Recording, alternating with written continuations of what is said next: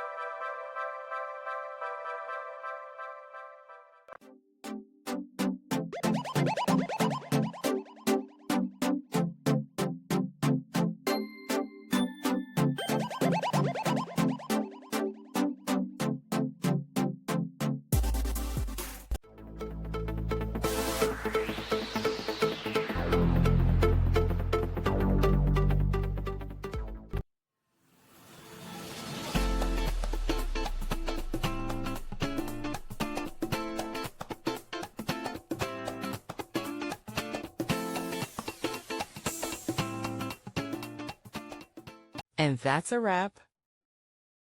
I hope you found the answer you were looking for. If you did, take a second to hit that subscribe button. It really helps out. And let me know in the comments which solution worked best for you. See you next time in the debug zone.